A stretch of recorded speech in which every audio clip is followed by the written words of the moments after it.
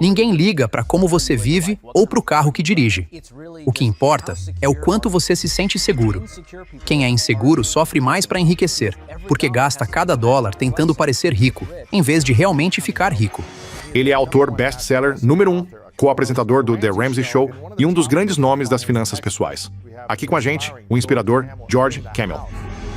Descobri que mais de 60% das pessoas com até 35 anos usam as redes como principal fonte de conselho financeiro. Aí vem no TikTok um cara dizendo para abrir um seguro de vida, pegar dinheiro sem imposto e comprar 10 imóveis. No fim, só ficam super alavancadas tentando enriquecer rápido. Vão quebrar a cara, ou pior, pagar $3.000 no curso do sujeito e continuar duras. Para você, como é a liberdade financeira de verdade? No fim, tudo se resume a: se alguém investir 1 milhão aos 20 e poucos anos, quanto tempo leva para virar 2 milhões? Mais ou menos a cada 7 anos, isso dobra. Com um retorno de 10%, que é o que o S&P 500 mostrou nas últimas décadas, 1 milhão vira 2 milhões. Então, começando aos 23, você chegaria lá por volta dos 30. É insano. Aí 2 milhões viram 4, depois 8, depois 16. E você chega aos 40 com 16 milhões porque começou cedo. Claro, muita gente vê isso e pensa: George, fácil falar. Eu não tinha 1 milhão aos 23. Eu também não tinha. Talvez sobre 10 mil no fim do ano, se der sorte. Ou, se você economizou bem aos 23 ou 25, já é um começo. Tem que começar de algum lugar. Sim, mas quem adia e pensa que investir fica para depois vai se arrepender quando entender a matemática. Eu sempre digo, o melhor momento para plantar a árvore foi há 20 anos. O segundo melhor é hoje. Claro. Então larga a culpa, a vergonha e o arrependimento, porque existe alguém mais velho que você desejando ter começado na sua idade. Que mentalidade precisa mudar nas pessoas para que a conta bancária delas mude? Hoje falta muito senso de adiar recompensas, e a culpa não é só sua. Marketing, empresas e tecnologia foram feitos para deixar tudo fácil demais e fazer seu dinheiro escorrer pelos dedos. O problema é que, se você não tomar controle dele e criar um plano antes que o marketing faça isso por você, acabou. Sua conta volta para zero e você segue vivendo de pagamento em pagamento. E o mais louco, Lewis, é que parece que quem ganha mais tem muito mais facilidade. Vi um estudo do Goldman Sachs dizendo que 40% de quem ganha mais de $500 mil por ano vive de salário em salário. Então ganhar mais não significa guardar mais. Se você não controlar isso, seu padrão de vida sobe junto. Carro mais caro, casa maior e mais contas.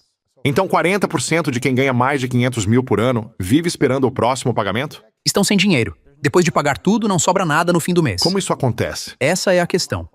Quem ouve o The Ramsey Show entende rápido. Elas se comprometem demais, se alavancam demais e compram uma casa grande cedo demais. Aí passam a sustentar um estilo de vida de $500 mil. Há expectativas. Não precisa. É óbvio que não. Tem que comprar o barco. Tem que comprar... É sarcasmo, tá? Tem gente assistindo e pensando, esse cara é um idiota. É sarcasmo. Mas existem cobranças que você põe em si mesmo e que os outros também colocam em você. E muitas, na verdade, são autoimpostas, porque ninguém liga tanto assim para sua vida ou para o carro que você dirige. O que conta é o quanto você se sente seguro. Quanto mais seguro você é, melhor consegue construir riqueza. Quem é inseguro tem mais dificuldade para construir patrimônio, porque gasta cada dólar tentando parecer rico, em vez de realmente enriquecer. Nossa! Você diria que gente emocionalmente imatura até ganha muito dinheiro, mas costuma perder tudo? O próprio Dave Ramsey diria isso. Ele mesmo admite que na faixa dos 20 anos ganhou mais dinheiro do que juízo. Ele sabia ganhar dinheiro com imóveis, mas ficou tão alavancado e confiante que perdeu tudo, porque havia risco demais na vida dele. Por isso somos tão contra dívidas. É porque dívida é risco. Mais dívida, mais risco. E nas redes sociais, que para mais de 60% das pessoas de até 35 anos são a principal fonte de conselho financeiro, isso fica ainda pior. A pessoa vê no TikTok um cara dizendo para abrir um seguro de vida, pegar dinheiro sem imposto e comprar 10 imóveis. No fim, só fica super alavancada tentando enriquecer rápido. Vai quebrar a cara, ou pior, gastar $3 mil no curso do sujeito e continuar sem dinheiro. O que... Se alguém chega dizendo, tenho uma oportunidade incrível para dobrar meu dinheiro em 6 a 12 meses, É algo revolucionário, descentralizado, imperdível. Entra agora. O que você diz para essa pessoa que acha que vai dobrar o dinheiro nesse prazo? Nossa, a primeira pergunta é: por quê? O que tem por trás disso? Geralmente é uma de três coisas: medo, ganância ou orgulho. No meu livro Breaking Free from Broke, eu chamo isso de os três patetas da construção de riqueza, porque muita gente quebra a cara tentando enriquecer mais rápido do que deveria. E não tem problema nenhum ganhar muito dinheiro, nem conseguir isso mais rápido. Mas eu adoro esse provérbio bíblico: a riqueza ganhada às pressas diminui, mas quem junta aos poucos faz crescer. É a lógica da tartaruga e da lebre. Quanto mais você tenta acelerar, maior a chance de dar errado. Então, quando alguém diz que vai dobrar o dinheiro em 6 a 12 meses, eu pergunto: quem falou isso? É um conhecido, ou alguém que conheci numa festa. De qualquer forma, é papo furado. Se parece bom demais para ser verdade, é. Não existe garantia nessa vida. Quem promete dobrar seu dinheiro com certeza está te levando para uma roubada. Então, quanto mais chata e sem glamour a coisa parece, mais eu gosto dela. Porque, Lewis, no Ramsey Show, eu só ouço a palavra oportunidade quando alguém quer justificar uma decisão terrível. É mesmo? A pessoa se convence de que é uma chance única de comprar a casa do pai, mesmo sem dinheiro. No fim, é sempre uma oportunidade para se complicar. Uma oportunidade de perder dinheiro. Sim, isso é psicologia humana. A gente justifica pensando: é uma oportunidade, nunca mais vai aparecer outra. Só que sempre vai surgir outra logo adiante, pronta para te deixar sem dinheiro. E talvez exista uma ou outra pessoa entre 1 milhão que pegue essa oportunidade e faça dar certo. Acontece, mas é raríssimo. E essa é a parte perigosa. Você ouve histórias de gente dizendo que colocou dinheiro, reformou uma casa e dobrou o valor em 6 meses, sem problema nenhum. Mas, para cada caso assim, há milhões que perderam dinheiro no mesmo tipo de negócio. É muito raro. Aí é orgulho. Você pode tentar, mas sabendo que talvez perca tudo. Sim. Já fiz isso. E tem outra. Quem vive exibindo aquela única vitória, quando você entra no perfil, está vendendo o curso. Então precisa manter a fachada de que sabe o caminho. Na prática, ou a pessoa está mentindo, ou deu sorte, ou ganha dinheiro com o curso, não com uma estratégia genial. Por isso eu sou bem cético com oportunidades e promessas de enriquecer rápido. Que patrimônio líquido alguém deveria ter aos 30, 40 e 50 anos, na sua visão, para sentir que está no caminho certo rumo à liberdade financeira? E o que significa se alguém estiver abaixo dessas referências aos 30, 40 e 50 anos? Adoro essa pergunta porque não existe fórmula mágica. Se eu dissesse que você precisa ter 1 milhão aos 30, eu seria só mais um charlatão, fazendo você achar que não tem futuro daqui para frente na vida. Na Ramsey, somos uma empresa de transformação. De certo modo, vendemos esperança, porque o que importa não é o que está acontecendo aos 30, e sim para onde você está indo, como sua vida está hoje e se você controla o dinheiro que entra. Eu nem me preocupo tanto com quem tem 30 anos nesse momento da vida, para ser sincero. Eu me preocupo mesmo com quem chega aos 65 sem nunca ter aprendido isso, porque dá para recuperar muito terreno entre os 30 e os 60. Mas, se você quiser uma referência, eu já fiz vários vídeos no YouTube mostrando o patrimônio líquido médio e também a pontuação financeira do que seria uma nota 10 para servir de base. Qual é? Para mim, é estar sem dívidas, com dinheiro no banco e investindo pensando no futuro, de forma consistente, sempre. Sem dívidas, exceto a hipoteca da casa, certo? Sim. Sim. Depois que a hipoteca é quitada, e foi o que aconteceu comigo, o valor da casa paga, somado às contas de investimento, passou de $1 milhão e me colocou no patamar milionário. Então isso dá patrimônio de milionário. Aos 30. Sim, mas não é dinheiro líquido. As pessoas dizem: você não pode contar a casa, é só um ativo. Só que, contabilmente, patrimônio líquido é ativos menos passivos. Ou seja, tudo o que Sim. você possui, menos tudo o que você Sim. deve. É essa a conta. Já um milionário em dinheiro líquido tem 1 milhão disponível para sacar na hora e usar como quiser ali mesmo. Então, aos 30, uma ótima meta é ter casa própria, estar construindo patrimônio, não ter dívidas e manter dinheiro no banco. Se você consegue isso, já está muito à frente. Tenha um patrimônio de $200 mil ou de 1 milhão. Você já está arrasando para a sua idade. Qualquer reserva no banco conta, seja quanto for. Se você tem uma reserva de 3 a 6 meses de despesas e uma casa cujo custo fica em 25% ou menos do seu salário líquido, você já está à frente de 99,9% dos americanos aos 30 anos. Uau, aos 30. Não que a casa já esteja quitada, mas só de ter uma já ajuda muito mesmo. Sim. No nosso estudo, com mais de 10 mil milionários, a idade média para alguém atingir esse status foi 49 anos. Então, quando alguém diz, George, é tarde demais para mim, tenho 35 anos e achei que já estaria milionário, eu respondo que o milionário médio de verdade só chega lá aos 49. Então pegue mais leve consigo mesmo e tenha paciência com seu processo. E isso é só patrimônio líquido total? Não dinheiro disponível mesmo? Exatamente. Eu diria que uma boa meta, se você quiser uma, é chegar aos 50 com um patrimônio líquido de $1 milhão. Isso pode significar ter $500 mil aos 40. Aos 30, 250 mil. É um caminho bem razoável. Isso vale para a renda do casal ou para uma pessoa sozinha? Estou falando de qual cenário aqui? Depende. Vemos números diferentes para renda familiar e renda individual. A renda da casa gira em torno de 80 mil. O salário médio nos Estados Unidos é de cerca de $67 mil. E as pessoas sempre perguntam como isso funciona com patrimônio líquido. Eu digo, minha esposa e eu somos uma só unidade. Não existe dinheiro dela e meu dinheiro. E eu espero que a gente nunca se divorcie, que continuemos casados até que a morte nos separe. Mas a verdade é que o estilo de vida continua parecido. Não é como se as despesas simplesmente dobrassem só porque você se casou mesmo. Sabe o que quero dizer? Não funciona assim. Em patrimônio líquido, o nome dela está na escritura da casa e o meu também lá. Sim. Nossos nomes estão nos carros, e tudo o que possuímos é nosso. Claro, seria ótimo se tivéssemos 2 milhões de patrimônio líquido, e não só estivéssemos começando a chegar lá como casal. Se dividir ao meio, os dois ainda seriam milionários. Claro, é uma ótima meta, mas no papel e pela contabilidade, vocês são milionários em patrimônio líquido, seja como solteiro ou como casal. Você acha que é mais fácil construir riqueza quando há um casal casado totalmente comprometido com uma visão de seguir, sabe? Os baby steps de vocês, ficar sem dívidas, estar alinhado nos valores sobre dinheiro, em comparação com um indivíduo tentando fazer isso. Ah, sim. Quer dizer, casar é um multiplicador de riqueza. Há um aspecto financeiro nisso. Mesmo com uma renda única, digamos que um cônjuge fique em casa e o outro trabalhe, ainda existe esse multiplicador de riqueza. Por quê? Porque quando você não está focado só em si mesmo, quando é solteiro, você é naturalmente egoísta. Não é algo ruim, mas você só precisa cuidar de si, não dos filhos nem da esposa. E quando você se casa, especialmente quando tem filhos, que é a fase em que estamos agora, seu foco muda por completo. Deixa de ser estou só tentando me virar e viver minha vida, e passa a ser estou tentando sustentar minha família, planejar o futuro, garantir que meus filhos fiquem bem e deixar uma herança para os filhos deles. Como diz o provérbio, pensando mais longe do que antes sempre.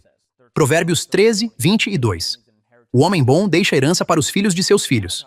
Então agora estamos falando de riqueza geracional, e isso faz você fazer sacrifícios mais profundos. Sim. Você passa a abrir mão de coisas que talvez aproveitasse na juventude. A associação ao clube de golfe pode virar o fundo da faculdade.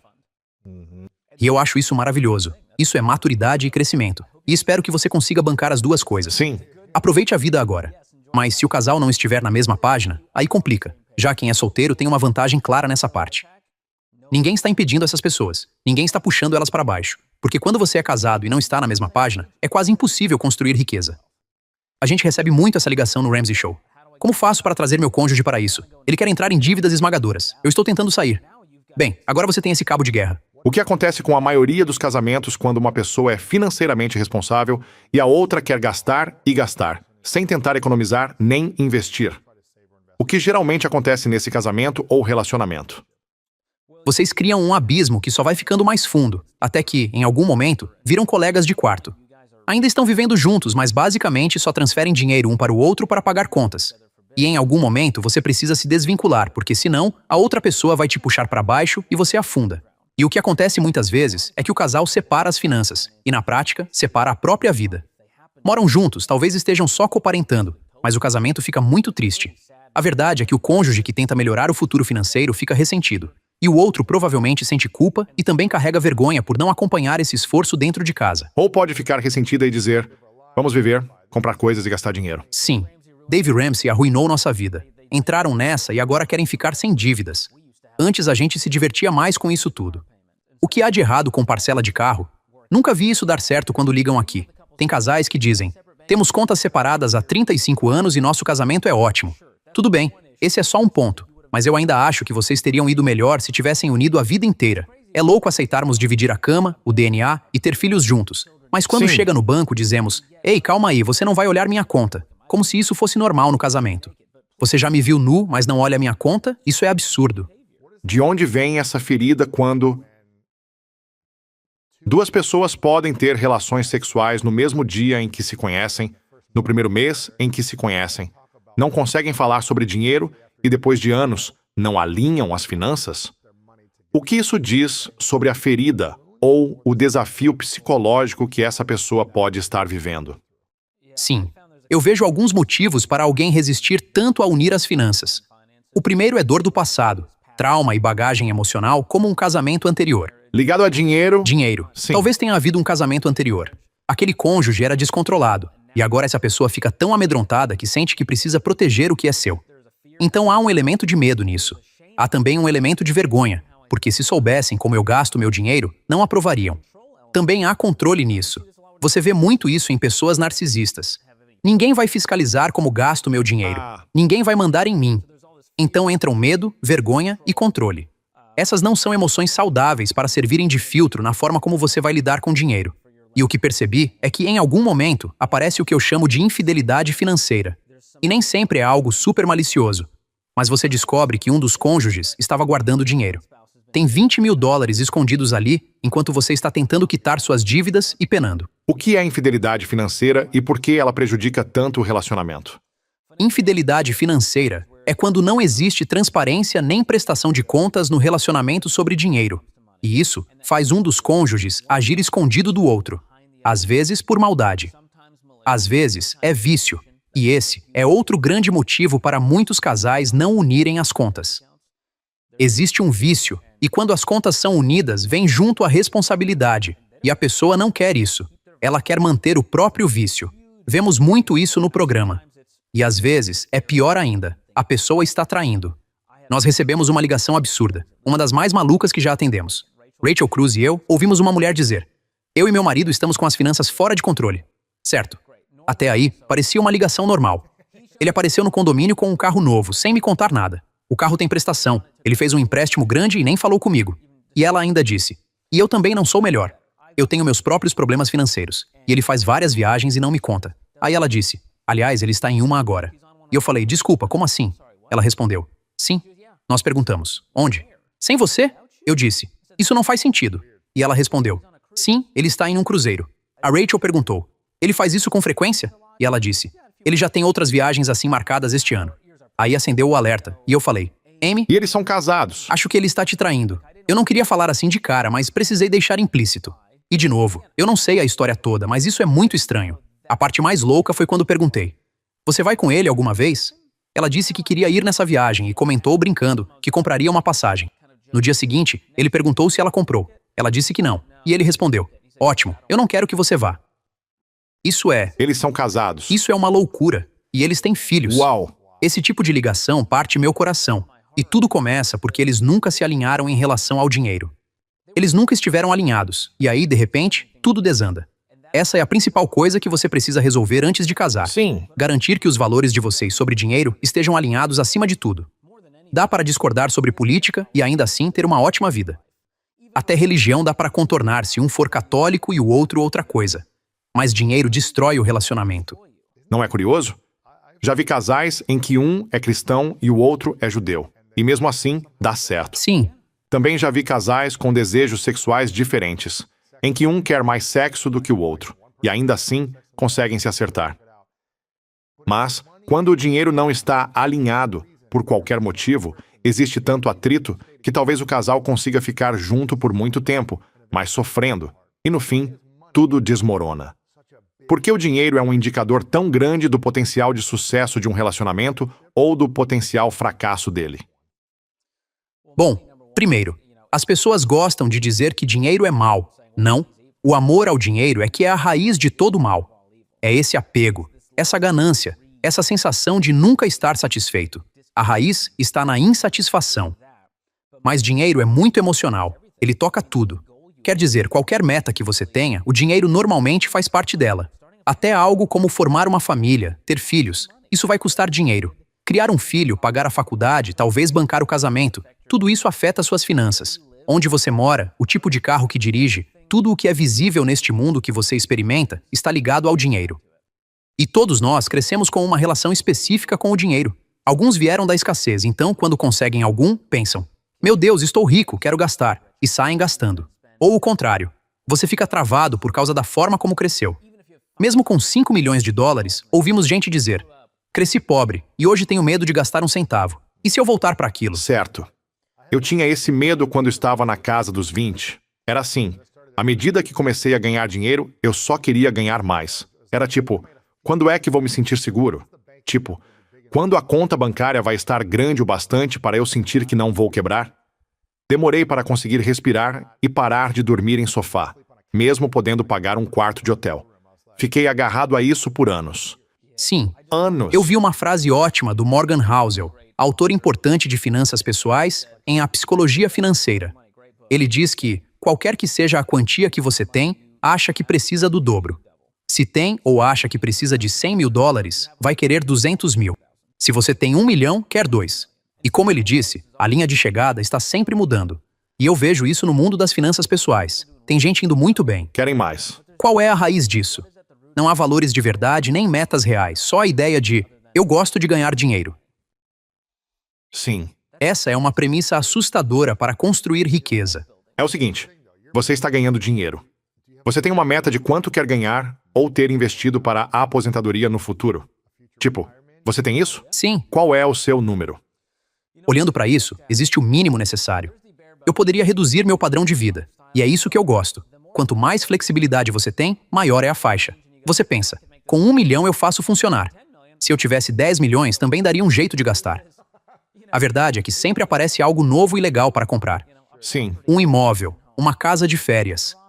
E eu realmente percebo que quando eu estava na faixa dos 20, 1 milhão de dólares era tipo, Eu venci na vida. eu poderia me aposentar. É só que tipo assim, seu córtex pré-frontal ainda não amadureceu. E a verdade é que muita gente tem 1 milhão de dólares ou menos para sua aposentadoria e vive muito bem. Sabe, essas pessoas não estão fazendo nada luxuoso, mas conseguiriam viver disso pelo resto da vida e ficar bem. Sim. Esse é um cenário real. Então, para mim, percebi que a marca de 2 milhões para um millennial, sabendo que daqui a 20 ou 30 anos eu quero ter a opção de não trabalhar, é uma boa base. 2 milhões aos 65 ou antes? Até nos 50 e poucos. Nos 50. Sim, porque eu parto do princípio de que vou viver uma vida longa e plena. Se Deus quiser, e se tudo correr bem, eu devo viver até os 90 e tantos. Quando você olha os dados reais de mortalidade e quanto as pessoas vivem hoje nos Estados Unidos, a média fica perto de 78 anos. Mas isso inclui mortalidade infantil e casos de câncer. Mas se você chega aos 60 com boa saúde, a chance de passar dos 90 é grande, Uau. salvo algo muito fora do normal. Sim. Só que muita gente não se prepara para uma aposentadoria de 30 ou 40 anos, porque pensa, se eu morrer aos 78 e me aposentar aos 65, só preciso de uns 10 anos. Já estou resolvido. Ou pior, meus filhos vão cuidar de mim. E agora vemos a chamada geração sanduíche, algo que a geração X está enfrentando. O que é essa geração sanduíche? Bom, são pessoas que estão criando os filhos, juntando para a faculdade, tentando manter a própria vida financeira e, ao mesmo tempo, cuidando dos pais. Elas ficam espremidas no meio. E os pais, muitas vezes, não têm nada, talvez uma pensão pequena ou algum auxílio do governo.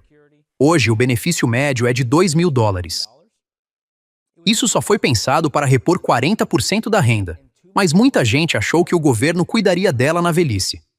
E essas são as ligações mais tristes, porque se você não consegue continuar trabalhando, há pouco a fazer aos 60 ou 70 para compensar o que não foi poupado para a aposentadoria. Como falamos naquele gráfico, dos 60 aos 65, $1 pode virar só $1,60. Você nem chega a dobrar seu dinheiro. É bem pouco. Por isso, precisa começar cedo. E voltando ao ponto principal, dinheiro é extremamente emocional. Quando falta, ele é como oxigênio. Você precisa para sobreviver. Depois que passa a ter, ele pode virar uma ferramenta para viver seus valores e objetivos. Mas, sem valores e metas, vira uma corrida sem fim. É um inferno. E eu já ouvi você dizer que sair das dívidas não é só matemática, mas comportamento. Então, que mudança de identidade a pessoa precisa fazer para que qualquer orçamento ou plano realmente comece a funcionar? A mudança de mentalidade necessária é entender que você não é um gênio das finanças. Muita gente diz, vou fazer do meu jeito. E eu respondo, que tal tentar primeiro o jeito que milhões de pessoas já seguiram? Se não funcionar, aí você tenta do seu jeito. E a verdade é que ninguém quer se submeter ao plano de outra pessoa. A gente quer sentir que a ideia foi nossa e que está no controle. Então, quando eu larguei esse controle e pensei, talvez eu não seja o mais inteligente da sala. Talvez eu deva ouvir o Dave Ramsey, que já ajudou milhões de pessoas a sair das dívidas. Vou tentar. Eu tinha $40 mil em dívidas quando comecei na Ramsey, aos 23 anos. Principalmente empréstimos estudantis e alguns cartões, porque eu os abri para ganhar milhas da Sky Miles e cashback, achando que esse era o plano. Construir score, entrar um pouco em dívida e ganhar milhas. Sonho americano. Pronto, pega o diploma. Só que eu não saí da faculdade ganhando 40 mil por ano. Aí pensei, como vou pagar isso? Então fiz o Financial Peace University, nosso principal curso de finanças, e segui o método da bola de neve que diz, esqueça a taxa de juros. Não estamos tentando ser gênios da matemática aqui. Vamos focar primeiro na menor dívida. Isso gera uma vitória rápida, porque é muito mais fácil quitar uma dívida de $1.000 do que uma de 10 mil, independentemente dos juros. Sim. E essa vitória psicológica cria impulso. Essa é a mudança de comportamento que precisa acontecer. E se você focar só na matemática, vai ter muita dificuldade para sair das dívidas, porque isso não é só matemática. Vemos isso no palco dos livres de dívidas. Gente que perde 50 quilos durante essa jornada. O motivo é que isso é transformação. Sim. Quando você faz um sacrifício e vê resultado, começa a pensar, onde mais posso aplicar isso? Sim, em todas as áreas da vida. E eu sinto que, por algum motivo, talvez você até tenha um dado sobre isso, mas nos últimos 5 anos, a dívida das pessoas deve ter aumentado muito. Primeiro por causa da Covid, daquele dinheiro grátis, e do hábito de gastar online o dia todo. E provavelmente muita gente continuou nesse padrão. Sim, já passamos de 18 trilhões de dólares só em dívidas de consumo. Sério? É bem insano.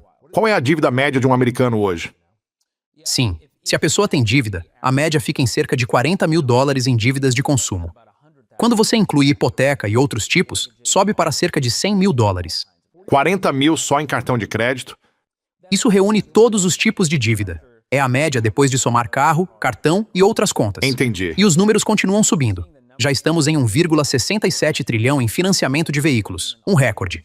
Em empréstimos estudantis, 1,66 trilhão, outro recorde. E em cartão de crédito, 1,3 trilhão no país, também recorde. O que acontece com um país quando a dívida de cartão sai de 1,6 trilhão e vai para 10 trilhões? O que isso faz com as pessoas e com o país?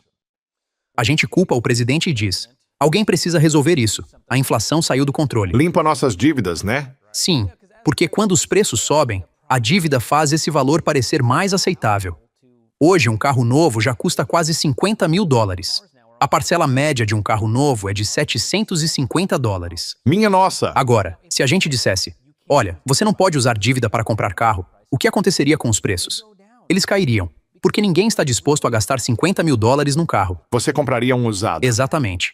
Foi o que aconteceu com a faculdade. As mensalidades dispararam porque as instituições perceberam que esses empréstimos eram garantidos pelo governo. As famílias continuariam pegando esse dinheiro como se fosse infinito, então dava para subir os preços sem resistência. Essa é a parte mais assustadora da dívida. É meio que como cozinhar o caranguejo sem ele perceber, e você só nota que passou do ponto quando já era. E aí já está afundado em dívidas. Então, a maior mudança de mentalidade que você pode fazer é tirar a dívida da equação e dizer, eu só vou comprar o que eu posso pagar. A única exceção é a hipoteca. Claro que, numa casa de 300 ou 400 mil dólares, quase ninguém vai juntar tudo em dinheiro. Isso acontece, É difícil. mas é raro. Sim. Então a hipoteca é a única exceção. Todo o resto dá para evitar se você aceitar esperar. E eu sei que você andou num carro de $4 mil. Por 5 anos. Lá no começo. Podia Você comprar podia o ter melhor, pego um mas carro pensava. de $20 mil Esse aqui já financiado. me leva de um lugar para outro. Por que gastar tudo isso Isso mesmo. se eu tinha um Cadillac Eldorado Biarritz 97? É um belo carro. Era legal, mas não tinha rádio, ar nem Bluetooth. Então ele não tinha essas facilidades. Eu tinha que me virar sozinho. Sem CarPlay, Sem CarPlay, meu Deus. sem telona na frente. Mas me levava aonde eu precisava, sabe? Sim, isso é ótimo. Você estava seguro e não tentava impressionar ninguém. Exatamente. Eu não estava tentando. E eu pensava, esses 500 ou 800 dólares por mês que eu colocaria numa parcela de carro, mais seguro, e o resto, vou jogar nos meus investimentos todo mês. Isso ia automaticamente para a minha conta de investimentos e estava construindo algo para o meu eu do futuro me agradecer. E eu quero olhar no espelho aos 50 e aos 60 anos e dizer, olhando para o meu eu mais jovem: obrigado por não ter gasto todo aquele dinheiro naquela coisa idiota que você nem ia querer 2 anos depois. Tipo, obrigado por ter preparado a gente para o sucesso. Olha a vida rica que a gente tem hoje. E não rica só financeiramente, mas uma vida rica em que a gente pode viver aventuras e criar memórias com experiências, viagens e conhecer o mundo. Ou fazer o que quiser, por causa de você aos 25 e aos 30. Obrigado. Eu quero olhar para trás e agradecer ao meu eu mais jovem. Sim, isso é visão de futuro. Você precisa pensar no que o seu eu de daqui a 10 anos vai admirar e não lamentar. Se eu evitar arrependimentos financeiros aos 25, já fico bem posicionado para construir patrimônio. Agora, eu ainda tive alguns arrependimentos. Continuo sendo um cara mais arriscado. Às vezes Faz penso, parte. vou testar isso aqui, apostar nesse projeto e ver se dá certo. Sim, mas você pode correr riscos melhores e mais calculados, porque já se organizou. Eu tenho uma meta de quanto sai automaticamente todo mês para um objetivo futuro. Então é assim, se eu vou comprar uns lattes caros todos os dias porque já poupei e investi automaticamente o valor que eu queria, isso é problema meu. Eu vou viver a minha vida do jeito que eu quero e escolho. Eu não vou ser igual ao Gramp Stefan. Eu vou comer sushi. Vou aproveitar o sushi agora, não esperar até os 60, né? Ele vai conseguir isso de graça. Vai fazer um post patrocinado e cobrir a refeição. É verdade. Sabe, nesse ponto foi o orçamento que me deu liberdade. Todo mundo acha que orçamento é uma espécie de camisa de força para gente mão de vaca. Mas o orçamento me permitiu dizer, não, eu coloquei no orçamento aquele cafezinho supérfluo a cada 2 dias. E também coloquei no orçamento $500 para investir no fundo da faculdade dos meus filhos. Quando faz um orçamento, ele te dá liberdade. É como uma permissão para gastar, sem culpa, porque isso já estava planejado. Nada. Zero. E aí você pensa, cara, eu já estou poupando e investindo todo mês no automático. Então posso fazer o que eu quiser com esse dinheiro. Esse dinheiro é meu. Ser intencional te permite até ser mais impulsivo, Total. Gostei disso. quando isso já está no orçamento. Gostei disso. Mas eu sinto que o sistema financeiro hoje foi feito para manter as pessoas endividadas, com cartão, empréstimo e compra agora. Pague depois. Na sua opinião, qual é a maior armadilha da dívida hoje? O compre agora, pague depois explodiu. E assusta ver quanta gente usa isso. Hoje, mais de 1 em cada 4 americanos recorre a esse modelo. 1 em cada 5 usa isso até para mercado. Antes era para coisa supérflua, tipo, não consigo pagar o notebook. TV, essas coisas. Sim. Móveis e eletrodomésticos eram o padrão antigo. Agora as pessoas usam isso para viver e só vão somando na conta. E o pior é que 40% já atrasaram parcelas, o que ativa taxas e juros. E a parte mais louca nem são os juros ou as taxas, mas o quanto isso faz você gastar mais. Sério? Como Há assim? dados sobre isso. A Klarna diz aos lojistas que se aparecer no carrinho, o valor do pedido pode subir até 40%. Qual é? Por Em quê? média, 40% a mais. Pensa só, o Lewis vai comprar uma calça jeans de $100. Aí ele vê o compre agora, pague depois e pensa, hoje são só $25, depois eu pago o resto. Nossa! O que acontece? O carrinho parece mais barato, então ele coloca mais coisas e nem percebe. Voltando ao meu ponto, gastar dinheiro ficou fácil demais, sem atrito, e é exatamente assim que as empresas querem. Então, você precisa colocar atrito de volta na sua vida e dizer, nem vou deixar meu débito salvo nessa conta, muito menos o crédito. Também não vou manter esses apps de compre agora, pague depois no celular, porque eles me tentam a gastar mais.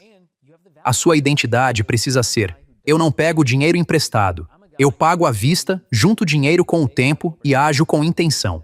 E quando você faz isso, fica muito mais fácil não se endividar.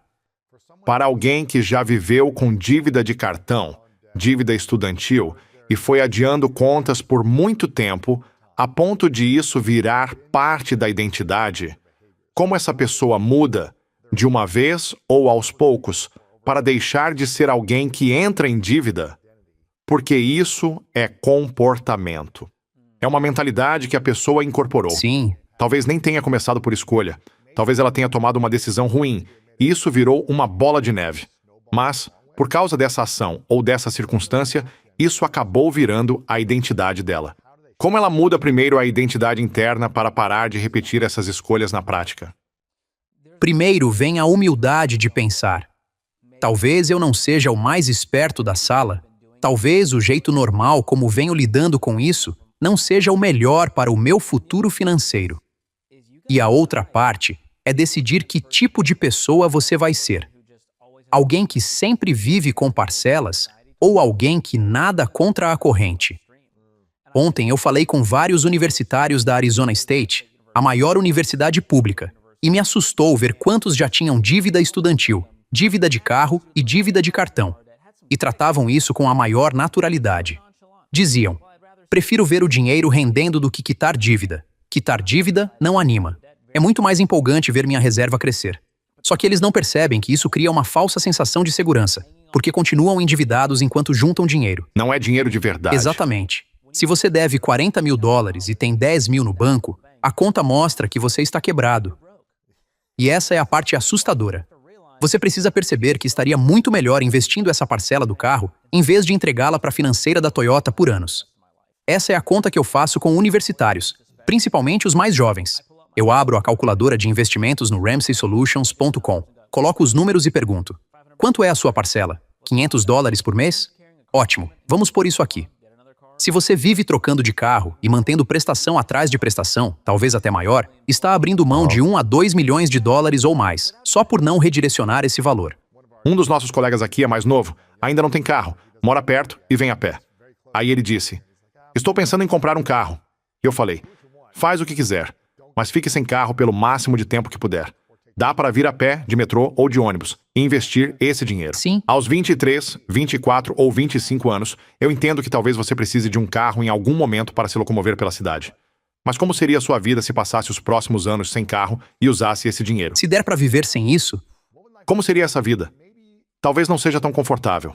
Talvez você pegue alguns Ubers, vá de ônibus e demore mais. Use metrô, peça carona ou compre uma bicicleta. Eu tenho um amigo que não tem carro, só bicicleta, anda a cidade inteira e diz que é mais rápido em Los Angeles, isso faz muito sentido. por causa do trânsito. Ele diz que é mais rápido.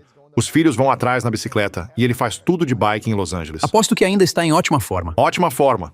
Ele conhece todas as ciclovias, usa um app que mostra as rotas mais rápidas e há uns 10 anos, o Michael Schneider vive sem carro em Los Angeles. Ele vai de bicicleta para o aeroporto e deixa a bike lá, tipo... Prende a bike lá no aeroporto. E ele fala: isso criou liberdade na minha vida, inclusive financeira, mas também me deixa ao ar livre, vendo a natureza, indo aos lugares de forma intencional e ainda me exercitando. Tudo isso. É como os minimalistas. É essa mentalidade de simplicidade. Como fazer mais com menos. Sim. E com carro, é assim também. Comprar o carro é só o começo. Depois vem combustível, manutenção e seguro. A gente recebe ligações de gente dizendo: a parcela do carro é 1.000, o seguro é 300. E ainda gastava 1.400 por mês só com combustível. Porque é um carro que consome combustível demais. Aí já dá 2.500 por mês. Imagina jogar esse valor todo na sua conta de investimentos. É assim que a virada acontece. Você precisa sentir raiva. E sobre a mudança de mentalidade de quem carrega dívida, o que provoca isso é dor e raiva. Esse tem que ser o gatilho, porque você sabe como é. Eu quero estar em forma como você, mas ainda não estou tão fora de forma, a ponto de sentir dor e raiva suficientes para mudar. Não, ainda não dói o bastante. Sim, por isso a gente se inspira quando alguém perde muito peso. Se eu perder 5 quilos, você quase nem vai notar. Entende? Precisa doer o bastante. No Ramsey Show e nas minhas conversas, eu tento puxar esse elástico para a pessoa sentir a dor de verdade. Porque a gente ficou anestesiado e aprendeu a evitar a dor, mesmo quando ela existe. Nossa! Temos muitos vícios, distrações e formas de fugir do tédio. Então, nunca precisamos sentir a dor de verdade. Muita gente nem sabe o tamanho da própria dívida, porque evita olhar o relatório de crédito ou a conta bancária. Mas, quando encara a realidade, isso dói. Aí sim, dá para começar. Sim. O que as pessoas compram para parecer ricas, mas que quase garante que vão continuar pobres? Cara, o carro é o exemplo mais óbvio. A casa é a maior compra de status, aquela de cheguei lá. E o mais assustador é ver isso acontecer com quem ganha muito bem. Quem ganha muito tem ainda mais dificuldade de baixar o padrão, porque sente que precisa viver como quem ganha muito. Casa melhor, carro melhor. E se não faz isso, acha que os outros vão pensar que fracassou. Ou então sente que precisa provar para si mesmo que venceu. No fim, tudo volta à insegurança. Sim, E quando você é seguro de si, tem autoconsciência, sabe quem é, qual é a sua identidade e quais valores tem em relação ao dinheiro, para mim essa pessoa vai construir patrimônio ganhando 50 mil ou 500 mil. Porque do contrário, você pode ganhar todo o dinheiro do mundo, mas se for inseguro, sem autoconsciência, sem valores nem metas reais, meio à deriva, vai gastar tudo. isso é muito interessante. Então, se você é emocional ou psicologicamente inseguro, tende a ser financeiramente inseguro também. Perfeito. Ou faz escolhas ruins para parecer bem-sucedido, ou nem confia em si para ganhar dinheiro por sentir que não vale o bastante. Sim, É engraçado porque eu estava... Não estou dizendo que tinha tudo resolvido com dinheiro. Eu tive meus desafios, mas fui muito feliz morando num apartamento de 2 quartos até os 40 anos. Pode soar estranho, mas eu não precisava de mais. Como nunca fui casado, eu pensava, para que comprar uma casa? você precisa mesmo de uma casa de 5 quartos? Não. E pensava, não quero comprar uma casa de 3 quartos. Já tenho um apartamento de 2 quartos. Só para dizer que tem casa. Sim, eu não precisava disso. Então pensei, melhor só investir. Eu vivia muito bem num apartamento bom de 2 quartos. Inclusive já era um upgrade. Não era um lugar caindo aos pedaços, sim. Sim. Mas eu não precisava disso para ostentar, nem de um carro bonito para impressionar. A única razão para eu comprar um carro novo foi uma questão fiscal da empresa mais tarde. Fora isso, fiquei anos com meu carro de 4 mil dólares. Aí eu pensei, tá, agora acho que quero GPS e rádio. Sim, Era basicamente isso. Mas até então, eu era feliz num apartamento de 2 quartos com um carro de 4 mil dólares, já perto dos 40. E estava tudo certo. uau. Sabe o que eu descobri? E nisso eu também sou culpado? Depois que você sobe para certo nível, fica difícil voltar. O melhor exemplo que tenho é a Keurig. Na faculdade, eu usava a cafeteira Keurig. Sim, sim. Esse era meu padrão na faculdade. Sim, sim. Aí conheci a Aeropress. Hoje faço expresso e latte e pensei, pronto, não consigo mais tomar Keurig. Agora tenho cafeteira chique, compro grãos especiais e moo tudo na hora. Sim, você virou um barista. E agora, quando vou para um hotel com Keurig, penso, não dá mais para tomar isso. E eu percebi uma coisa muito doida. Foi quase uma epifania. Talvez alguém já tenha sacado isso antes. As pessoas mais felizes são as que conseguem tomar Keurig numa boa. Agora eu tenho inveja delas. Sim. Ou até café instantâneo. Joga na água e pronto. Eu costumava julgar e pensar, tenha mais classe, tenha mais gosto. Agora eu só olho e digo, deve ser bom. Deve ser bom ser livre. Psicologicamente, você não depende de que tudo seja de um jeito específico. Agora leva isso para as finanças. Nossa. Eu tenho inveja de quem vive de forma simples e tem um carro que só cumpre a função de levar do ponto A ao ponto B. Não é bonito, tem uns amassados, mas a pessoa está feliz porque não tem dívidas. Ela comprou liberdade ao evitar dívida. Por não sair comprando tudo. Elas compraram liberdade por não gastar demais. Sim. Depois que você pega um carro zero, fica muito difícil voltar para um usado.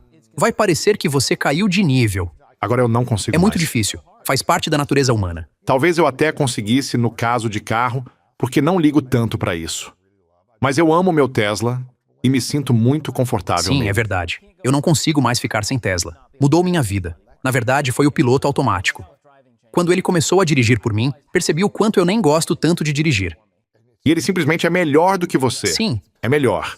É melhor do que você. São 6 câmeras olhando o tempo todo contra o meu cérebro humano. É uma máquina superior. É uma máquina. É inacreditável.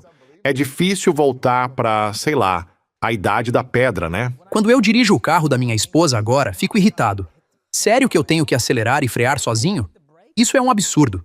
E isso é uma ótima analogia para a evolução humana e para os nossos padrões. Por isso, parte meu coração quando as pessoas vivem além do que podem. Elas têm muita dificuldade para reduzir o padrão depois. Se endivida para viver acima do que pode, depois fica muito difícil aceitar um padrão mais baixo. Sim, já alguém que ganha 45 mil por ano, não vive acima do que pode e só está apertado para se manter, eu consigo ajudar facilmente. Sim. Nossa. Quando eu estava no ensino médio, minha mãe me comprou um carro de $1.000. Era um Honda Prelude, acho que 1993. E era manual. Tinha 2 portas. Estava bem acabado, mas para mim era a coisa mais legal do mundo poder dizer: estou dirigindo meu carro manual, aquele carrinho de 2 portas. Eu era feliz naquele carro. Um carro de $1.000. Durou só 1 ano e meio, mas eu pensava, isso me leva para a escola e me traz de volta. Posso ir ver meus amigos.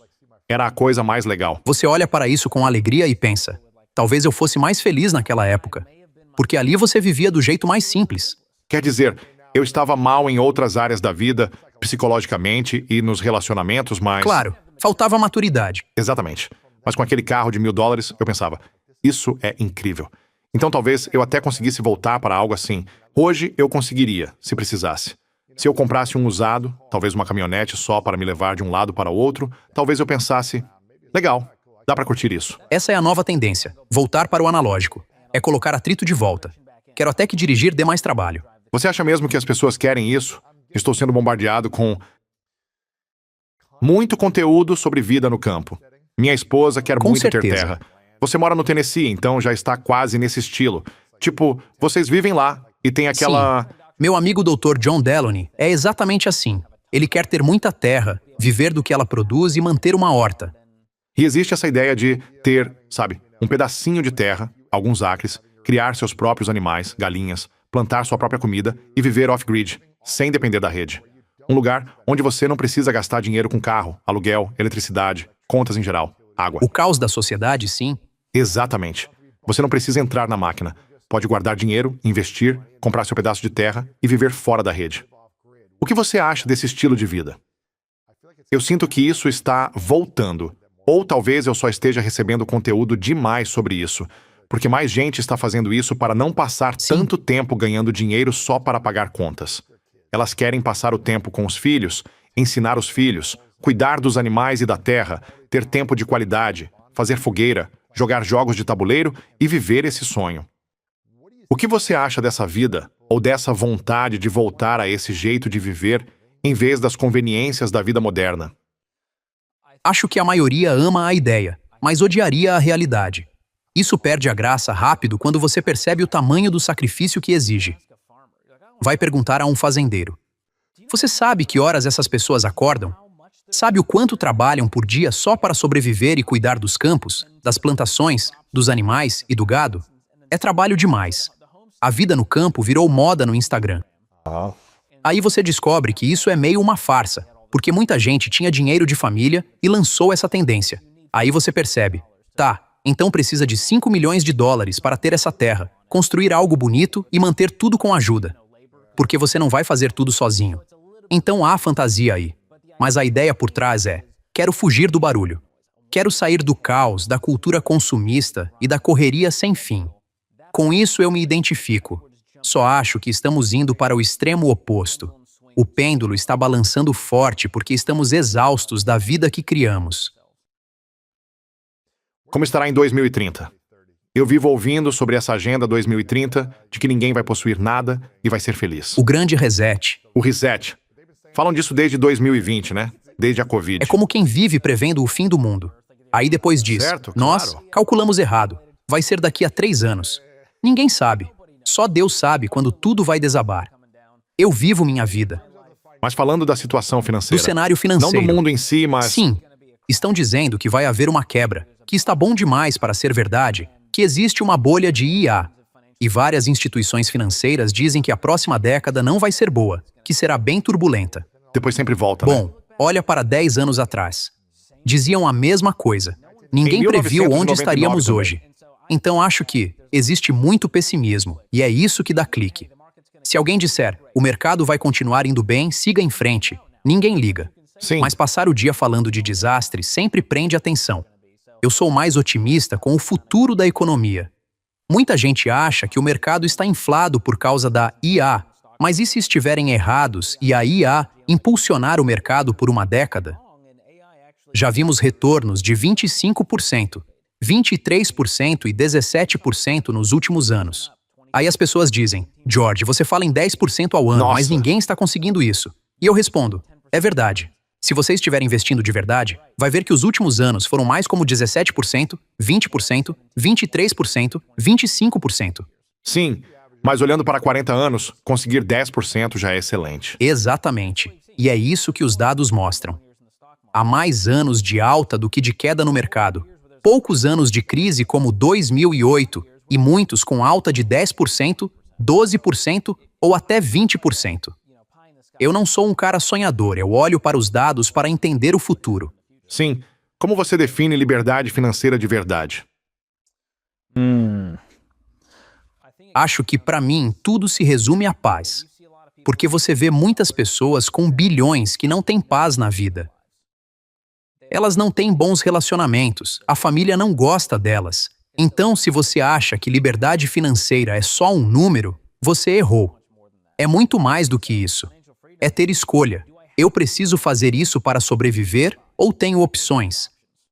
Então é ter opções, margem, liberdade, flexibilidade para viver onde quiser e fazer o que quiser, sem ficar preso a parcelas ou a um salário.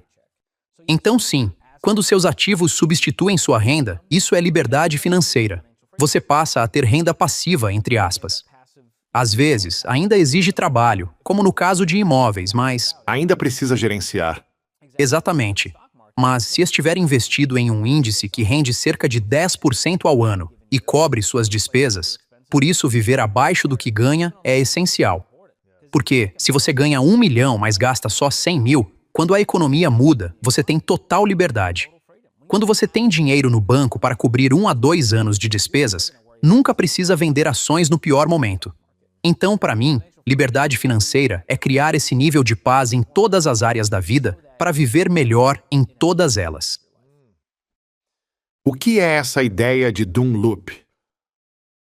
Ah, sim. Esse tal de Doom Loop. Qual é o maior ciclo negativo que mantém as pessoas quebradas hoje? O Dr. Arthur Brooks participou do meu canal e falou sobre Doom Loop mais ligado a vício. Mas ligamos isso ao dinheiro. E foi interessante ver essa espécie de esteira hedônica de pagamentos e gastos emocionais. Vemos muito isso na terapia de compras. Você sai e a parte mais empolgante é comprar. Depois, vem o momento de receber o produto. E então a satisfação cai rapidamente. Aí o que acontece? Você se sente culpado porque foi impulsivo, gastou demais e ainda parcelou ou usou crédito. Então, o que você faz quando está ansioso, culpado e com vergonha? Pede um burrito de $30 no delivery para lidar com isso, e depois compra mais coisas para ter outro pico de dopamina. É isso. Ficamos viciados na dopamina, seja com apostas, mercados de previsão ou compras. Escolha seu veneno. Álcool. Seja o que for, quanto mais você faz, mais precisa para manter o nível, criando esse doom loop que o Dr. Arthur Brooks descreve. E isso é muito comum no mundo financeiro. Veja as tendências que prejudicam as pessoas. Apostas esportivas, mercados de previsão, pornografia, álcool, apps de apostas, compre agora, pague depois. Tudo isso é cíclico e te faz querer cada vez mais. Nada disso é tipo, já deu, estou satisfeito. É sempre, volta aqui. E como está no celular, eles conseguem te atingir. Vem notificação. 17 amigos seus apostaram nisso. Quer entrar também?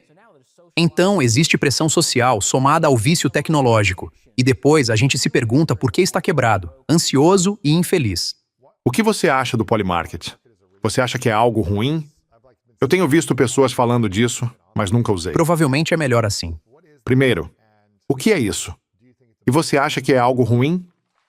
Sim, eu diria que é um câncer para a sociedade. É como juntar tudo o que há de errado no mundo em um produto só. Porque o que está acontecendo é que muitos, especialmente jovens homens, que já não estão bem em relação a vícios, estão sendo atraídos por isso e vendem como: não é aposta, é só prever eventos futuros. Você só está se protegendo contra o futuro, não é aposta. As próprias empresas dizem isso, até CEOs.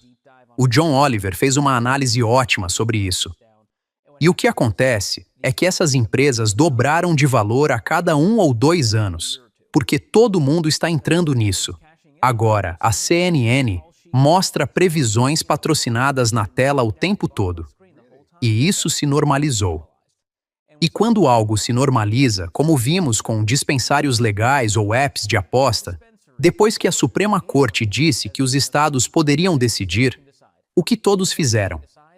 Queremos esse dinheiro, vamos liberar. Então agora há uma epidemia de jovens que estão vidrados nisso, e eles ficam pensando: Ei, vou apostar se o Donald Trump vai arrotar hoje. Vou colocar $200 nisso. E agora tem gente fazendo transmissões Nossa. ao vivo. Eles ganham dinheiro fazendo transmissões ao vivo deles mesmos, seguindo essas previsões. É absurdo onde isso chegou. Antes as pessoas transmitiam jogos. Agora transmitem se Certo. ganharam ou perderam dinheiro com previsões. Eles passam o dia esperando notícias para ver se algo aconteceu. Como sabem se isso realmente aconteceu? Sim, eles ficam acompanhando transmissões ao vivo, tipo C-SPAN, para ver o que acontece. Mas como eles sabem se essas coisas realmente acontecem, tipo isso de arrotar? Como validam Sim, isso? são algoritmos que rastreiam tudo. E o mais louco, o 1% fica com 84% dos lucros. O 1%, nesses mercados de previsão. Como eles conseguem isso? Então, na prática, pouquíssimas pessoas realmente lucram. E os números são absurdos. São 44 bilhões nesse mercado. As empresas lucraram 256 milhões só com perdas das pessoas. Então, não é melhor que Las Vegas. E em muitos aspectos, é pior. Porque é tão normalizado, tão socializado, e está na sua mão 24 horas por dia, 7 dias por semana. Você pode apostar em qualquer coisa. E dizem que isso não é aposta. Legalmente não é considerado jogo. Exatamente. Nossa. Eles evitam impostos e regras, convencendo as pessoas de que isso não é aposta. Onde você vê esses mercados de previsão indo nos próximos 5 a 10 anos? Tipo, em relação às pessoas gastando dinheiro nisso nesse período. No quanto as pessoas vão gastar nisso? Eu não sou de apostar, mas diria que isso vai piorar. Se você tivesse que prever isso apostando... Faz uma aposta aí. $20. Vai melhorar ou piorar? Acho que vai seguir o caminho do compre agora, pague depois. Empresas crescendo cada vez mais e aumentando a concorrência.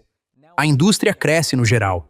Assim como plataformas de apostas se integraram à mídia, isso também está acontecendo aqui.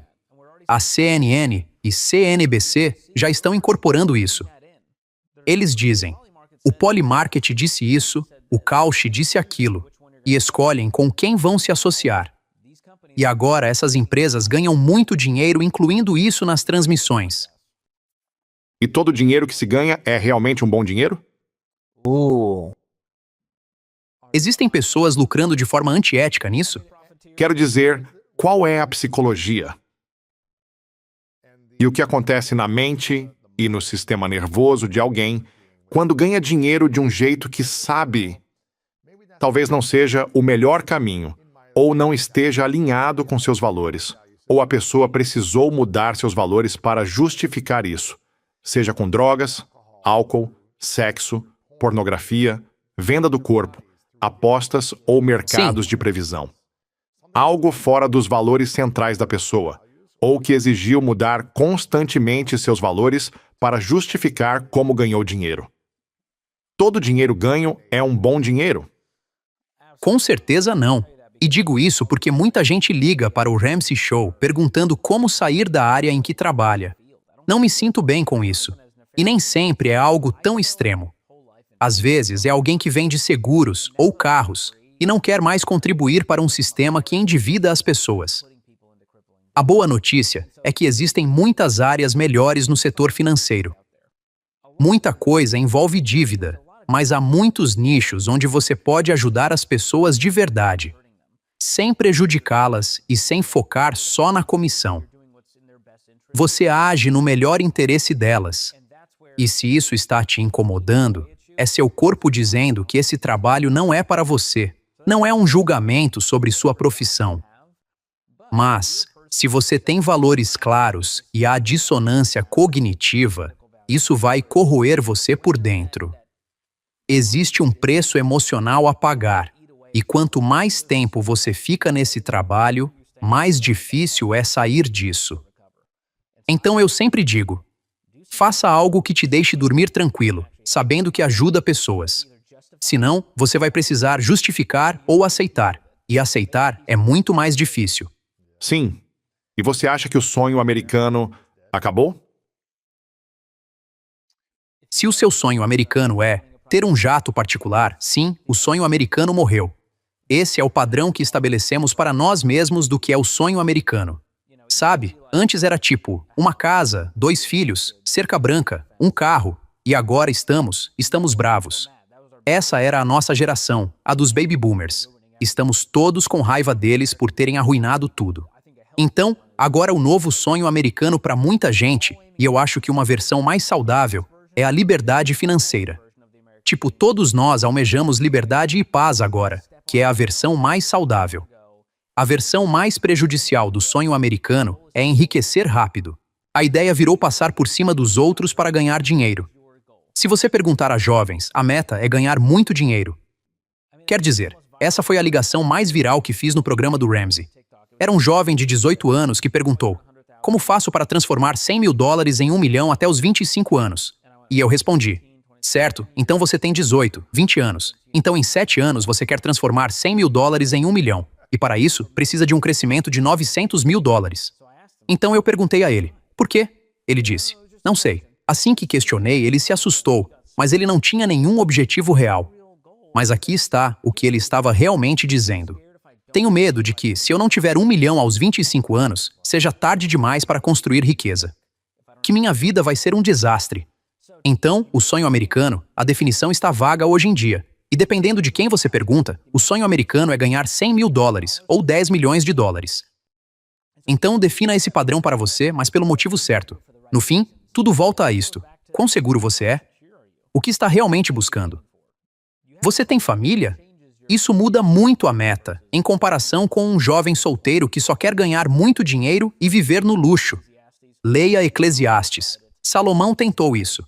O homem mais rico da história teve tudo e concluiu: no fim, tudo é vaidade. Ele disse para curtir a vida, sim, mas sabendo que nada disso importa de verdade. E eu pensei, muitos jovens precisam ouvir isso, porque rico fala isso toda hora, né? Dinheiro não é tudo. Aí respondem: quero descobrir isso sozinho. Fácil falar. Você sempre Claro, teve dinheiro. aí está você no seu iate, um dos vários. A parte difícil é essa. Você nem viveu isso. Então, como um jovem vai acreditar num rico mais velho quando ele diz que dinheiro não é tudo? Isso só irrita eles. Eles não querem ouvir isso de alguém que tem. Sim. E é aí, de novo, que a experiência de vida entra em cena. Você meio que precisa provar um pouco daquilo que quer para perceber que isso não vai te preencher. Vou te dizer uma coisa. Dinheiro não foi o motivo de eu me sentir realizado, mas ele acrescenta muita realização. Acrescenta muita realização, Porque usa como ferramenta. porque eu uso como ferramenta. E estar sem dinheiro também não era agradável. Sabe, estar sem dinheiro não era divertido nem realizador. Mas quando eu estava sem dinheiro e encontrei um jeito de criar alegria na minha vida, eu era feliz. Eu não queria estar sem dinheiro, mas encontrei uma forma de ser feliz e achei isso interessante. Eu pensei, posso curtir a vida com muito pouco. Ainda dá para viver aventuras e sentir essa liberdade de pegar um ônibus, cruzar o país e tentar algo novo por $50. Não preciso ter destino. Posso viver algo aventureiro. Essa sensação de maravilhamento me enriquecia. Sim. Quando mudei a forma de ver minha vida, pensei, não preciso ser rico para me divertir. Posso fazer coisas grátis e criar bons momentos. Agora, isso não significava que eu queria continuar pobre.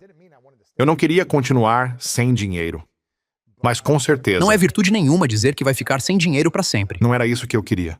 Eu também tinha medo, porque não sabia como ganhar dinheiro e não entendia dinheiro. Eu não tinha o conhecimento nem a inteligência emocional em torno do dinheiro. Então eu tinha medo do dinheiro.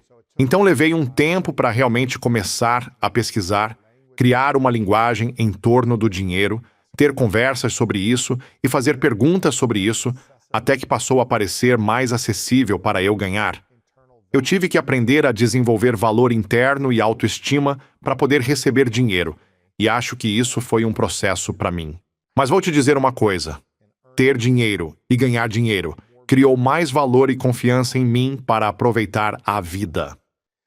Mas eu não acho que teria me sentido realizado se não tivesse aprendido também a criar paz interior durante a jornada. Porque há muita gente com muito dinheiro que vive estressada e sobrecarregada o dia inteiro.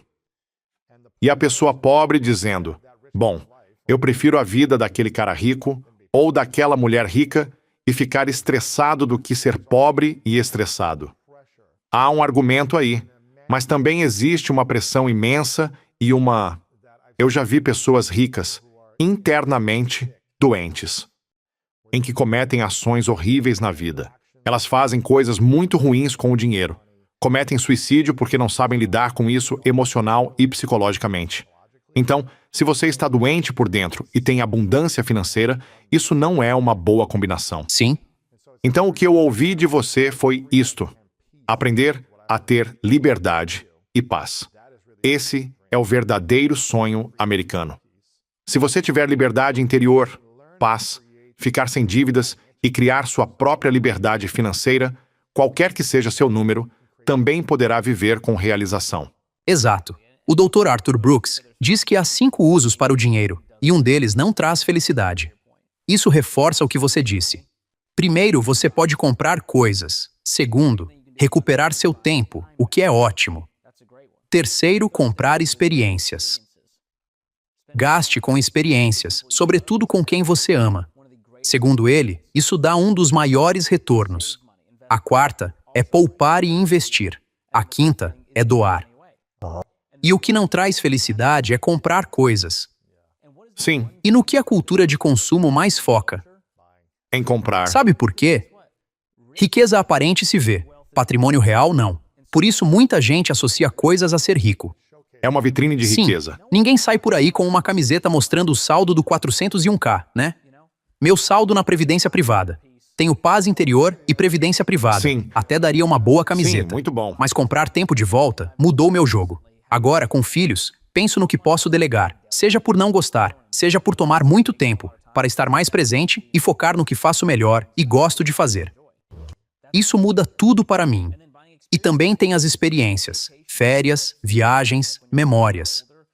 Quando seus filhos crescerem, essas lembranças, especialmente dos 10 aos 16 anos, vão moldá-los. É nisso que eu quero focar. E não em deixar um monte de coisas legais para meus filhos doarem depois que eu morrer. Como você Exato. disse, quanto mais velho, maduro e seguro você fica, mais valor dá às outras 4 áreas. E muita gente se prende demais às coisas, porque é a forma mais fácil de provar aos outros e a si mesmo que venceu. Se alguém é um comprador compulsivo de coisas, o que falta dentro dela para precisar comprar o tempo todo, online ou offline, para se sentir bem? A raiz disso é a insatisfação, e por baixo dela pode haver muitas coisas. Mas principalmente é assim. Houve algo que aconteceu na minha vida, provavelmente um trauma passado ou algo da infância ligado à escassez, em que eu aprendi que a forma de lidar com isso era conseguindo alguma coisa, e essa coisa conseguia me distrair por tempo suficiente para eu não ter de encarar a dor real por baixo disso. Nossa, Esse é o cerne. Se você perguntasse o que realmente está acontecendo e a pessoa passasse umas semanas em terapia, provavelmente chegaria à raiz. Agora entendi o que aconteceu. Você não soube lidar com aquele trauma, não tinha ferramentas, então foi para a dívida tentando sentir algo e compensar o que faltava. Debaixo do gasto impulsivo, há muitos comportamentos pouco saudáveis. Às vezes, até vícios que precisam ser tratados. Por isso eu sempre digo, coloque atrito de volta na sua vida. Corte os caminhos para o gasto impulsivo. Tenha prestação de contas com o cônjuge. Remova os dados do cartão, apague o app do celular. Se sua despensa está cheia de besteira, você não vai se sentir mais tentado a comer mal? sem dúvida. E se a despensa estiver cheia de comida mais saudável? Aqui mesmo estávamos brincando que tudo é muito saudável e rico em proteína. Sim, Todas as bebidas são saudáveis, sem açúcar. E eu penso, o Louis será mais saudável se não tiver acesso, nem tentação, às coisas que sabe que fazem mal. exato. Mas com dinheiro, damos a nós mesmos acesso total ao que está acabando com nossa vida. Aí nos perguntamos por que não chegamos onde queremos e não nos sentimos como gostaríamos. A solução é mais simples do que parece. Colocar atrito de volta na vida, dificultar um pouco as coisas de propósito, porque é aí que nascem a paz real e o crescimento. Quanto mais você tenta facilitar a vida e correr atrás de conforto, mais miserável tende a ficar. Michael Easter fala disso no livro The Comfort Crisis e no projeto 2%, em que diz: só 2% das pessoas usam a escada. Os outros 98 pegariam o elevador. Então faça o que é difícil e desconfortável, porque é isso que constrói uma vida plena, e não o caminho fácil vendido pelo marketing. Hoje, qual é a sua maior dificuldade com dinheiro? Mesmo no Ramsey Show, ensinando e aplicando tudo isso, qual ainda é seu maior desafio financeiro? Eu fiz o Strengths Finder, e meu principal traço foi futurista. Então vivo muito focado no futuro, fazendo projeções financeiras até os 98 anos, com cenários, variações e patrimônio possível. E tenho muita dificuldade de me parar e dizer, chega. Você está bem, não precisa de outra meta. Fique contente com a vida que tem, esteja presente com quem está ao seu redor e pare de pensar só na próxima coisa. Essa é a minha maior luta hoje, e parte disso é porque sou nerd e gosto disso. Sim, é divertido. Para mim, isso é um hobby. Sim. Eu não jogo golfe nem malho. Faço projeções financeiras no celular e me divirto ajustando tudo. Mas a verdade é que preciso trabalhar meu próprio senso de contentamento com o patrimônio, porque sei que a meta vai se mover. Beleza, chegou lá. E agora? Sim, isso aparece muito no movimento FIRE, de independência financeira e aposentadoria antecipada. A meta começa em 2 milhões, depois vira 5, por causa do custo de vida e do estilo de vida desejado. E quando chegam a 5, o que acontece? Acho que agora são 10 milhões. Com a inflação, parece mais seguro. Então a pessoa continua num trabalho que odeia, se esgotando, ganhando muito e guardando quase tudo. É assim que muita gente vive o FIRE nos 20, 30 e até 40 anos. Mas aí a pessoa se esgota e passa o resto da vida tentando se recuperar da maratona que acabou de correr. Então acho que o caminho é um equilíbrio saudável. Ser intencional sem perder a alma por uma meta financeira. Nossa, qual é, afinal, a lógica por trás do movimento FIRE? A filosofia é, eu não quero ter que trabalhar até os 65 anos e não ter a liberdade de fazer o que eu quero, de definir minha própria agenda. Então, o que eu vou fazer, e essa é a parte boa disso, é adiar a gratificação. Vou trabalhar feito um louco, ganhar o máximo que eu puder, gastar o mínimo possível e investir a diferença. É levar uma coisa boa ao extremo. Sempre que você leva algo ao extremo, normalmente isso acaba ficando prejudicial. Parece quase um minimalismo financeiro. Sim. E isso é legal porque eles não vivem vidas espalhafatosas. Dirigem carros mais velhos, não fazem Sim. todas as viagens. Mas a que custo? Então eu sou muito a favor de viver a sua vida do jeito que você quer agora, enquanto se prepara para o futuro. E aí você ajusta alguns ponteiros. Você não precisa trabalhar até os 65, mas também não deve tratar o trabalho como vilão. No fim, muita gente encontra uma segunda carreira, porque ainda tem muito a oferecer à sociedade. Havia valor nisso, e você para de contribuir só para ficar o dia inteiro na praia. Você se entedia Eu rápido, morreria de aí tédio. acaba encontrando uma segunda carreira, fazendo o que talvez já devesse fazer desde o começo, às vezes até ganhando mais. Porque a pessoa percebe. Sou bom nisso, gero valor e ainda sou muito bem pago. Aí tudo faz sentido. Exatamente. Tem um equilíbrio aí, e é isso que eu ainda tento achar. Até onde devo ir? Como posso aliviar um pouco e aproveitar mais a vida agora? Minha esposa quer ir para a Disney.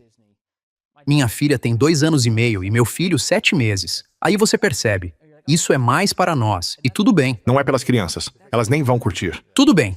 E quando eu me disse, tudo bem, nem tudo precisa ter utilidade máxima para valer a pena. Mas eu sou muito prático. Tenho dificuldade de dizer, foi um gasto meio inútil, mas valeu. Eu quero errar do jeito certo. Foi o caso dessa jaqueta, né? Você quis se arrumar. Quis me arrumar pro Lewis. Vou caprichar. Agora ele quer uma também. Bela jaqueta. Na próxima, vamos vir combinando. Gostei bastante. Mas se eu tivesse músculos como os seus, eu só usaria manga curta. Estou escondendo muita coisa aqui. Gostei disso, cara. Obrigado. Muito bom. Qual é uma coisa que, se você tivesse que gastar e se permitir esse luxo em algo em que normalmente nunca gastaria nos próximos 12 meses e que te traria mais alegria, te faria viver mais o presente agora, o que seria? Uma coisa, uma viagem, um item. Qualquer coisa. Então, eu e minha esposa temos focado em 2 áreas. Ela fica em casa agora. Nós nos conhecemos na Ramsey, então dinheiro, Alinhados. metas e valores já estavam alinhados. Isso facilitou muito. Depois de 9 anos lá, ela ficou em casa quando nasceu nosso primeiro filho. Então meu foco foi: a casa agora é o seu escritório. Quando compramos a casa nova, eu queria que ela fosse linda. E numa construção nova, dá para fazer upgrade em tudo. Então gastamos mais nisso porque gostamos de uma casa bonita para nós curtirmos. Não é ostentação. Ninguém vê o interior da nossa casa. Mas vocês vivem lá, então faz sentido curtir. Exatamente. Muitas vezes, quando a pessoa quer viver fora de casa, ir a bares e comer fora, é porque o próprio ambiente dela não é gostoso de estar. Fica até meio deprimente. Então eu quis deixar nossa casa realmente linda e investimos bastante nisso. E também troquei de carro, porque o Dave zoava os meus. Não foi por causa dele, mas comprei um Tesla mais novo para provocá-lo de novo.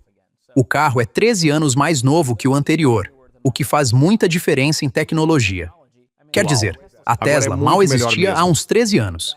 Então isso mudou tudo. Na minha cabeça, o George de antigamente diria: "Você fez o quê? Sério mesmo?" Isso te trouxe muito valor. E você sente isso todo dia, né?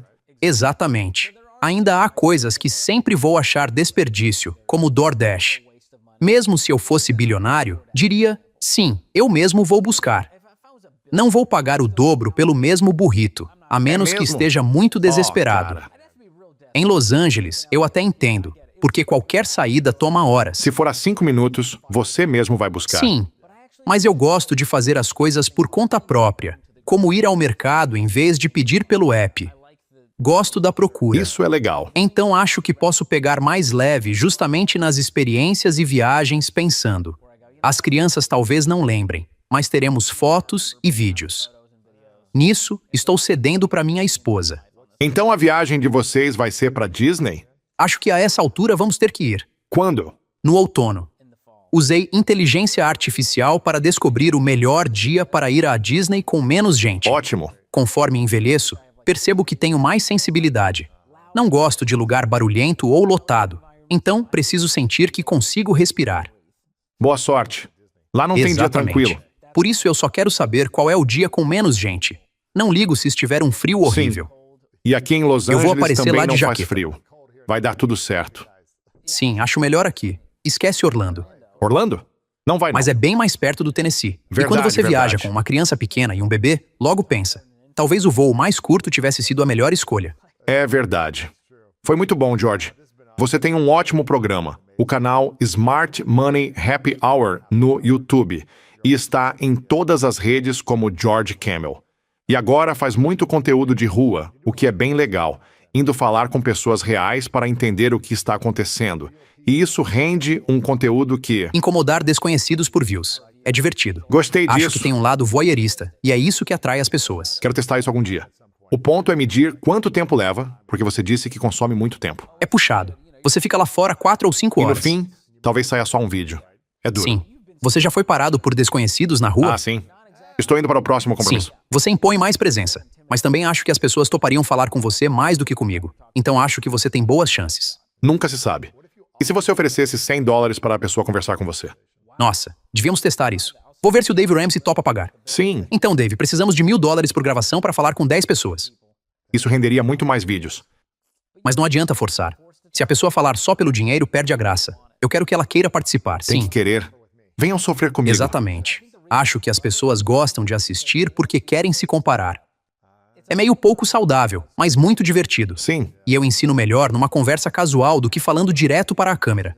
Fica menos forçado. Assim, a pessoa aprende com o erro do outro, quando eu mostro. Se você investisse isso, teria tanto na aposentadoria. Nossa. E eu convenci um day trader de 18 anos a abrir uma conta individual de aposentadoria e começar a investir. Na mesma hora? Ele disse: "Nunca ouvi falar em investimento. O que é isso?" Eu respondi: "Você sabe fazer day trade, mas não sabe o que é investir?" E falei: "Se apagar o app de day trade, eu te dou o Every Dollar e te mostro como abrir uma Roth IRA para construir o futuro, em vez de só especular para ganhar algum dinheiro." Então, naquele dia, senti que fiz uma boa ação.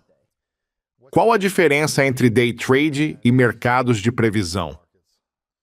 Olha, eles são muito parecidos no sentido de que ambos são especulação. Você fica basicamente torcendo para dar certo. É jogo de azar, mas com uma marca melhor. Eu acho que os day traders tendem a ser mais sofisticados, porque você precisa ter mais conhecimento. Sim. Qualquer pessoa pode dizer o que acha que vai acontecer nas notícias. O Estreito de Hormuz vai abrir esta semana, sim ou não? Isso é mais fácil do que aprender a fazer day trade e passar por uma corretora adequada. Sim. E ainda exige ficar o dia todo nisso. Sim, leva muito tempo. E a verdade é que 97% das pessoas não têm lucro se continuarem nisso por um ano. Então, Sério? sim, Caramba. os números são bem ruins. Você tem mais chance de ganhar dinheiro com marketing multinível do que fazendo day trade. Uau. E qual estatística recente sobre dinheiro ou economia mais te chocou? 4 em cada 10 pessoas têm $0 em poupança. Isso me abalou um pouco e mostra por que estamos entrando em dívidas esmagadoras. Porque não temos dinheiro para pagar pelas coisas. Então existe esse ciclo infinito, um ciclo de ruína, em que eu não tenho dinheiro e entro em dívida. Aí surge outro gasto e a pessoa precisa se endividar de novo porque não conseguiu poupar enquanto pagava parcelas. Assim, o ciclo continua. Se mais gente entendesse que o fundo de emergência é um seguro contra dívidas, priorizaria isso: quitar dívidas, se livrar das parcelas e guardar dinheiro em uma conta de alto rendimento sem mexer. É para usar em caso de emergência, não para fazer uma viagem por impulso. E se as pessoas fizessem isso, veríamos uma grande mudança na economia. No nível de estresse, ansiedade, nos tipos de trabalho que as pessoas precisam aceitar. E as ligações mais tristes são quando as pessoas trabalham porque precisam, não porque querem. É nisso que as pessoas acabam se continuarem assim. Mas nunca é tarde. Pessoas de 60 ou 70 anos ainda decidem mudar e buscar uma vida digna, mesmo após décadas de erros. Nossa. Dá para virar o jogo, só fica mais difícil com a idade. Quando alguém de 20 anos diz "fui burro", eu digo "ótimo, você aprendeu cedo. Agora tem o resto da vida para fazer escolhas melhores." Sim. Não espere até os 60. Quais seriam 3 regras financeiras, se você só pudesse escolher 3, para aplicar nos 20 e 30 anos que toda pessoa deveria seguir nessa fase? Ah, eu adoro isso. Ok. Número 1. Elimine a dívida da equação, hipoteca à parte. Mas se puder tirar a dívida do caminho e dizer "não vou ter cartão de crédito, não vou entrar em dívida de cartão, vou evitar financiamento de carro, juntando dinheiro e pagando à vista, melhorando aos poucos", sua vida será muito melhor do que a dos seus colegas que chegaram mais rápido. Sabe? É a lebre. Eles até conseguem antes, mas quando você chega, foi conquistado com paz. Por isso, eliminar dívidas é a regra número 1. Número 2. Investir em uma conta de aposentadoria individual. É dinheiro pós-imposto que cresce livre de impostos e você não precisa mais pagar ao governo. Para mim, é o maior truque financeiro, pois você pode ter 2 milhões líquidos por estar numa previdência. E não exige muito. Com $100 por mês aos 20 anos, você chega lá. Depois fica bem mais caro. Então investir cedo na Roth IRA é um grande atalho. Você vai se aposentar com dignidade sem dívidas. E a terceira regra é ter orçamento. Use o app EveryDollar. Registre sua renda e despesas. Você não precisa gastar 6 horas numa planilha. É só dizer: aqui entra, aqui sai, estou satisfeito? O que posso ajustar para o meu futuro agradecer? Em vez de dizer, ganhei aumento e nem senti. Você assumiu mais despesas e gastou mais comendo fora. Então, se você se dá margem, vai usá-la.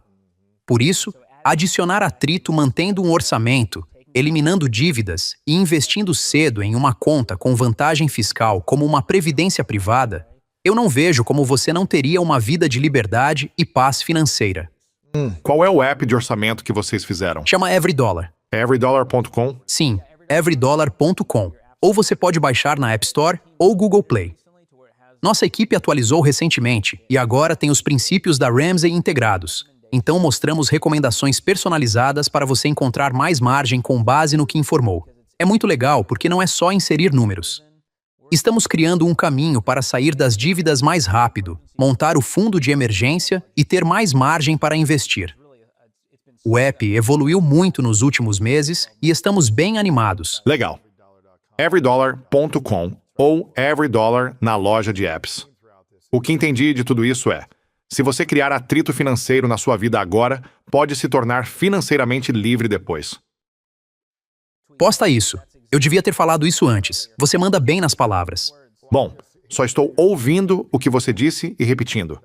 Quanto mais criamos atrito financeiro, ou seja, tiramos dívidas, eliminamos cartões de crédito, dificultamos dizer, vou sacar dinheiro e comprar isso agora. Eu realmente quero isso? Dói mais ver o dinheiro saindo da carteira. Quando você faz isso, cria um orçamento e começa a investir desde já, pensando em como começar, você cria mais paz e liberdade financeira depois. Exatamente. Esse é o objetivo do canal no YouTube. Convencer uma geração inteira, dos 20 aos 45, e até pessoas de 60 anos e crianças assistem dizendo: obrigado por tornar os princípios financeiros compreensíveis e divertidos. Porque usar humor reduz a ideia de que dinheiro é assustador, vergonhoso e causa culpa. Em vez disso, dizemos: vamos rir enquanto aprendemos o que é uma previdência privada e no que vale gastar dinheiro. Porque dinheiro é uma ferramenta, mas para muitos é um obstáculo.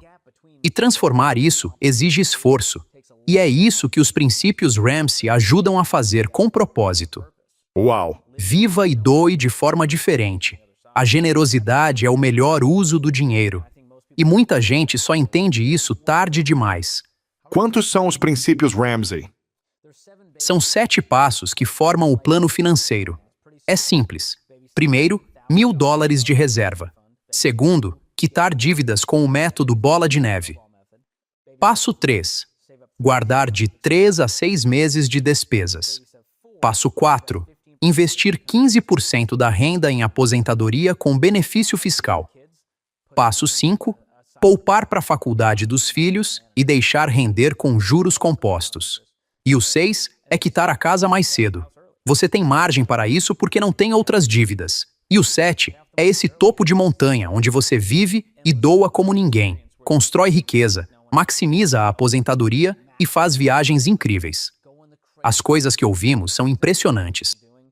Recebemos uma pergunta: posso gastar 25 mil numa viagem pela Europa com a família? Respondemos: sim, você tem 5 milhões. Pode ir tranquilo. Sim. Cumpriu tudo, pode gastar como quiser. Exatamente. Você conquistou isso. Mas também tem quem queira gastar 2 mil em viagem estando 100 mil endividado. E aí precisamos dizer não. Tudo depende da sua situação. Se você pudesse adicionar um novo valor aos princípios Ramsey, com base em tudo o que você aprendeu na vida, qual seria o valor financeiro do George Kamel?